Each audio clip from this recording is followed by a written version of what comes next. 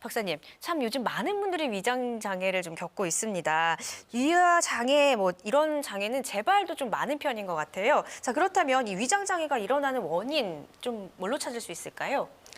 위장 질환이 일어나는 가장 큰 원인은 나쁜 식습관에 있다고 볼 수 있습니다. 예. 나쁜 식습관이 어떻게 영향을 주느냐?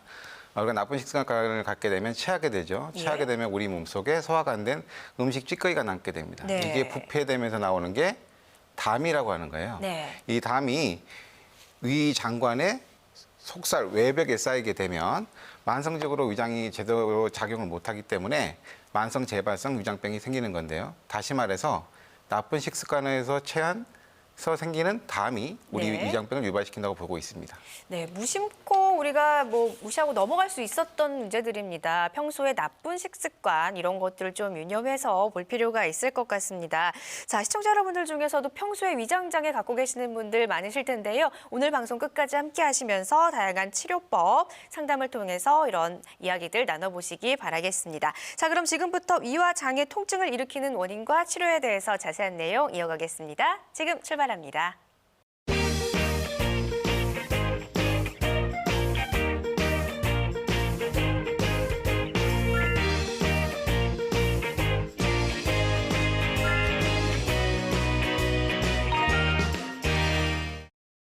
네, 우리가 흔히 좀 배가 아프거나 통증을 느끼면은 내가 뭔가 장애가 있지 않나, 위장 장애인가 이런 거를 생각을 하실 텐데, 위장병의 경우 검사에도 잘 나오지 않기 때문에 원인을 찾기 힘들다. 흔히 이렇게 알고 있거든요. 박사님, 어려운 위장병 많다고 하는데 맞습니까? 우리가 알고 있는 건 위암이나 위궤양 이런 건 다 알고 있잖아요. 예. 근데 문제가 되는 거는 검사를 해도 나오지 않는 위장병이 있다는 겁니다. 그래서 신경성, 기능성 위장장애라고 하는데요. 네. 이런 분들은 검사에도 나오지 않고 또 병원에서 치료를 해도 증상이 잘 개선되지 않기 때문에 네. 환자분들 굉장히 힘들게 되는 거죠. 네. 그런데 저는 이런 그 원인을 모르고 검사에도 안 나오는 병이 담에 의해서 오는 거다. 방금 전에 말씀드렸던 체한 이후에 네. 소화가 안 된 음식 찌꺼기 독소가 위장 네. 점막 속살에 쌓이면서 오는 위장병이 우리가 몰랐던, 검사에 나오지 않고 원인도 몰랐던 위장병의 근거라고 보고 있습니다.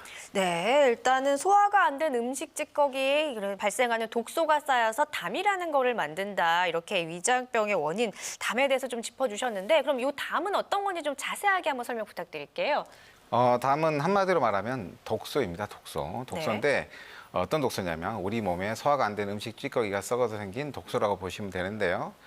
그 형태를 그 특징이 보면은 쌓이고 굳고 이동한다는 특징을 가지고 있습니다. 네. 그럼 왜 어떤 형태가 담이냐 이렇게 물어보면 궁금할 텐데요. 우리가 체하게 되면 넘어오는 불쾌한 냄새라든지 소화가 안 돼서 올라오는 걸쭉한 액체라든지 또 가래, 우리가 잇몸 질환을 일으키는 치석의 원료가 되는 프라그 이런 것들이 일종의 담의 형태라고 보시겠습니다. 그런 소화가 안 되는 음식 찌꺼기 독소인 담이 위장 점막 속살 내벽에 쌓이게 되면 굳어지면서 네. 소화장애를 유발시킬 뿐만 아니라 여기 그 점막 속살에 쌓였던 독소가 전신으로 순환하게 되죠. 순환되면 우리 몸의 약한 곳에 가서 전신 질환을 일으킨다고 보시면 되겠습니다. 근데 이런 이론이 제가 만든 건 아니고요. 예. 예전부터 꾸준히 우리 한약에서는 언급되어 있다는 개념인데요. 황제내경, 경학전서, 그다음에 동의본 같은 그 외에도 수많은 의서에서 언급되어 있습니다. 어떻게 언급되어 있냐면 우리가 먹는 음식 중에 일부가 담이 되더라. 말씀드려서 소화가 안 된 음식들이 담이 되고 그 10병 9담이라 그래서 병이 10개면 그중에 9개가 담에서 오더라. 그래서 거의 90% 이상의 병의 원인이 담이라고 지적되고 있습니다. 네. 또 그뿐만 아니라 이 담이 위장병도 일으키고 전신질환도 일으킨다고 하는 이론을 제시했는데 실제로 장기학 선생님과 동의방을 쓴 허준 선생님께서 담에 대해서 어떻게 언급을 했는지 영상을 통해서 한번 확인해 보시도록 하겠습니다. 네. 동의보감을 쓴 허준 선생은 선조와 광해군 시대의 어휘를 지낸 조선 중기 최고의 의학자다. 허준 선생은 동의보감에서 담병에 대해 수없이 많이 언급하며 질병의 90%는 담에 의한 것이라고 말했다. 담으로 병이 생기면 가래, 헛구역질, 구토, 신물, 어지럼증, 속 더부룩과 같은 증상이 나타난다. 한국에 허준이 있었다면 명나라에는 장경학이 있었다. 중국 현대의학의 80%가 그의 진단과 처방에 기초를 둘 만큼 영향력이 컸다. 장경학의 경학전서에 따르면 먹는 것이 소화되지 못해 굳으면 담이 되고 담이 굳어 몸에 머물면 쇠약하고 원기가 악화된다. 이 담은 결국 몸 이곳저곳에 이르지 않는 곳이 없어 오장육부의 손상을 모두 일으킬 수 있다고 하였다. 네, 독소가 딱딱하게 굳어서 생기는 담, 이런 게 다른 전신장애를 일으킬 수 있다라는 부분 한의학에서 자, 어떻게 일컫는지도 확인을 해봤습니다. 자, 그런데 이 위장에 염증이나 궤양 같은 게 생기는 거는 이해가 가는데 저 위장이 왜 굳어지는지 이건 좀 이해가 사실 잘 안 가거든요. 우리가 위장병이 나면은 그 내시경 검사를 하게 되죠. 네. 내시경 검사가 되면 위장 안쪽에 점막만 보고 치료를 네. 하게 되고 위장 이면인 네. 점막 속살 외벽은 모르고 치료를 하게 됩니다. 네네. 근데 우리가 아까 말씀드린 염증이나 궤양은 내시경을 많이 하다 보니까 듣던 얘기죠. 근데 예. 굳어진단 말은 이해가 잘 안 가실 겁니다. 그죠? 네. 우리 위장관, 그러니까 위를 포함한 위장관에는 문이 있습니다. 문이 있는데 예. 그 문이 뭐냐면 우리가 잘 먹고 소화 잘 돼서 좋은 영양소는 흡수되라고 그 문이 열리는 문이 있고요. 유해 물질이라든지 소화가 안 된 그 독소들, 네. 담과 독소들은 흡수되지 말라고 닫혀지는 문이라고 보시면 돼요. 이런 얘기 좀 술 마실 때 들어본 것 같아요. 약간 독주 같은 경우는 흡수 안 되게 뭔가 위가 닫는다. 네, 그렇죠. 네. 근데 술도 안 좋은 독소가 될 수가 있죠. 그렇게 네. 소화가 안 된 음식 찌꺼기인 독소인 담이 저 문에 점막 문에 꽉 쌓이게 되면 어떻게 되겠어요? 문이 깨지게 됩니다. 깨지게 네. 되면서 안쪽으로 독소가 스며들게 되죠. 어디로 말씀드린 점막 속살 외벽으로 스며들게 된다는 겁니다. 스며들게 돼요. 예. 그럼 스며들게 되면 이 점막 속살 외벽에는 굉장히 중요한 조직들이 많습니다. 소화에 도움이 되는 조직이 굉장히 많은데요. 예를 들어서 혈관, 근육, 면역 체계, 분비섬들이 많은데 여기에 독소가 쌓이게 되면 일단 기능이 떨어지겠죠. 네. 기능이 떨어지니까 굳어버립니다. 굳어지면서 네.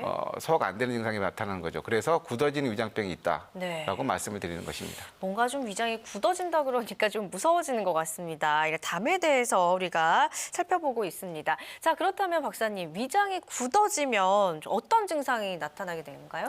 위장이 굳어지면 일차적으로는 이 소화기 증상이 나타나겠죠. 불편한 증상이. 예. 그리고 아까 말씀드린 그 독소가 전신으로 퍼지게 되면 전신 증상이 나타나겠죠. 네. 그럼 이 가장 그 환자들이 호소하는 증상은 각양각색 다양합니다. 네. 그중에 가장 대표적으로 호소하는 증상을 제가 설명드리도록 하겠습니다. 일단 환자분들은 속이 답답하다고 합니다. 네. 이 속이란 게 굉장히 광범위한데요. 복부가 답답한 것도 속이고 예. 가슴이 답답하다고 속이고 네. 환자에 따라서 그 표현하는 방식이 아주 다양한데 네. 예를 들어서 복부가 답답한 경우는 환자들이 네. 이렇게까지도 표현을 해요. 선생님, 위장이 멈춘 것 같아요. 위장이 예. 굳어져 있는 것 같아요. 이렇게 표현하시고 또 어떤 분들은 심장이 멎는 것 같아요. 네. 숨이 차 죽겠어요. 등이 뻐근해요. 네. 목이 답답해 죽겠어요. 이런 식으로 답답한 표현을 여러 가지 형태로 하게 됩니다. 또 소화가 안 되다 보니까 가스가 자꾸 차게 되잖아요. 네. 그러니까 더부룩해집니다. 복부 팽만감으로 호소하죠. 그래서 네네. 환자분들 중에는 더부룩하고 안 좋으니까 식사를 하고 몇 시간이 지나도 소화도 하나도 안 된 것 같다. 네. 이렇게 표현을 하십니다. 또 그 외에도 이제 소화도 안 되고 가스가 차니까 배가 아프겠죠. 네. 배가 아픈 양상은 몇 가지나 있는 것 같아요. 배가 아픈 양상. 글쎄요. 그냥 배가 뭐 콕콕 쑤시다, 더부룩하다, 울렁거린다. 이런 그죠. 걸까요? 근데 예. 우리가 통증 그러면 배가 몇 가지 없는 것 같아도 잘 보면 제가 한번 말해 볼게요. 속이 쓰린 것도 배 아픈 겁니다. 네. 그다음에 콕콕 쑤신 것도 배 아픈 거 맞아요. 네네. 그다음에 쥐어짜는 거, 뻐근한 것도 배 아픈 거 맞습니다. 네. 근데 이런 표현도 있어요. 속을 긁는 것 같아요. 속에서 불이 난 것 같아요라는 표현을 예. 하시는 분들이 있습니다. 이런 분들이 대표적인 아까 말한 그 세 가지가 환자들이 호소하는 소화기 증상이고요. 또 환자 중에서는 뒷골, 뒷목이 아프다는 분들이 있어요. 이건 네. 뭐냐면 독소가 피를 타고 뒷골 근육, 뒷목 근육의 관절에 붙어서 나타나는 증상이라고 보시면 되겠고 또 환자들이 주로 많이 호소하는 게 두통 어지럼증입니다. 두통 어지럼증. 실제로 그런 환자 중에 상당수가 위장장애를 갖고 있는 경우가 많고 그로 인해서 생긴 독소가 머리로 가서 그런 경우가 많습니다. 저는 이제 메니에르나 이석증 같은 경우도 네네. 이런 경우에 해당된다고 보고 있습니다. 네, 보통 담 위장장애라고만 생각을 했는데 뭐 두통이나 어지러움증까지 동반할 수 있다라는 부분 저 오늘 처음 알았습니다. 자, 이렇게 정말 생각했던 것보다 더욱 다양한 증상을 나타내게 되는 이런 담에 대해서 살펴봤습니다. 자, 그렇다면 이제 이러한 증상이 나타나는 원인을 우리가 살펴봐야 될 텐데 박사님께서 영상을 또 준비하셨다고요? 네, 영상을 보시면 제가 지금까지 설명드린 거를 네. 훨씬 쉽게 이해할 수 있으실 겁니다. 위장점막 조직은 세포 사이사이가 치밀하게 결합되어 있다. 이 치밀한 조직의 틈새는 개폐를 반복하는 문이 있다. 이는 음식물의 영양소가 안전하면 열리고 문제가 있으면 닫혀서 독소가 퍼지지 못하게 하는 역할을 한다.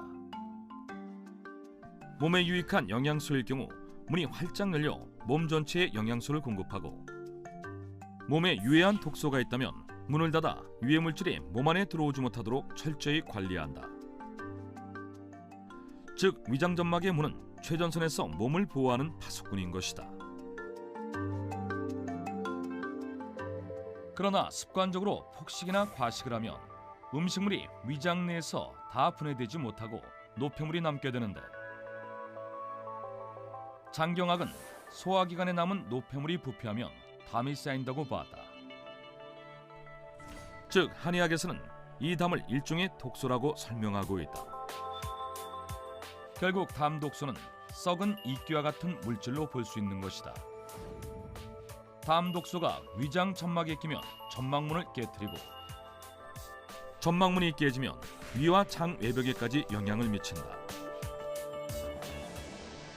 위와 장 외벽의 근육층, 혈관, 면역세포 등의 위해 물질이 서서히 쌓이며 외벽 조직이 딱딱하게 굳게 된다.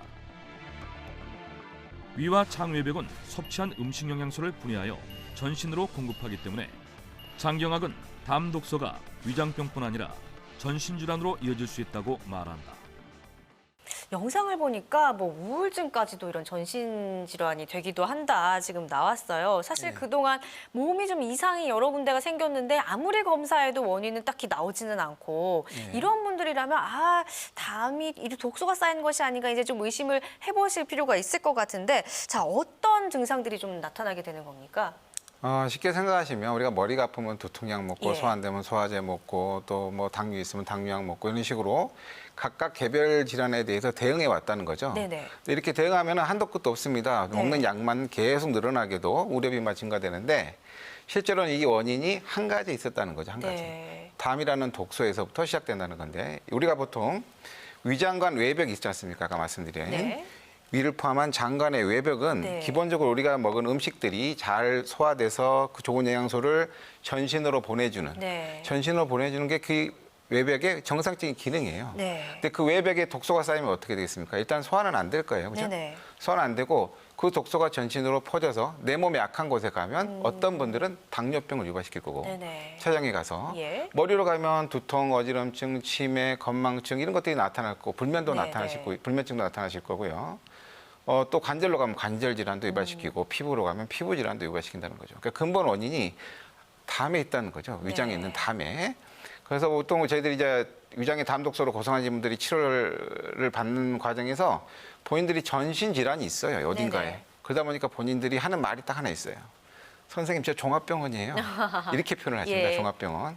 근데 실제로는 저희들이 이제 그래서 환자분들 치료하다 보면 위장의 담 독소를 치료하는 과정에서 다른 증상까지도 개선되는 경우를 많이 있습니다. 그런 네. 경우가. 실제 그래서 이런 이론이 우리 동양에 있는 고유의 이론인데, 최근에 서양의학자 중에서도 이론을 제시하는 분들이 있어요. 네. 무슨 말이냐면 위장 증상이 있는 분들이 다른 전신 증상도 다 아우르고 있더라. 그래서 2010년도에 스퍼바 박사라는 분이 있어요. 이스라엘에. 네. 그분이 오버레 신드롬이라서 중복 증후이라는 걸 제시합니다. 이게 네네. 뭐냐면 기능성 위장장애, 다시 말해서 뭐 과민성 장증후이라든지 네. 다른 기능성 위장장애를 갖고 있는 환자들이 다른 전신 증상들도 동반돼 있더라라는 이론이죠. 이분이 뭐 담이를 알겠어요? 모르시죠? 담은 모르지만 저희들의 담 이론과 동등한 일맥상통한 이론을 네. 제시하고 있다고 보시면 되겠습니다. 네. 자, 한방에서뿐만이 아니라 양방에서 모두 이 위장병에 대해서, 이 담 독소에 대해서 많은 연구가 좀 활발히 이루어지고 있습니다. 자, 그만큼 좀 이렇게 위장 장애를 앓고 계신 분들이 좀 많다라는 얘기인데, 그렇다면 평소에 좀 스스로 진단을 해볼 필요가 있을 것 같아요. 어떻게 좀 체크해 보면 좋을까요?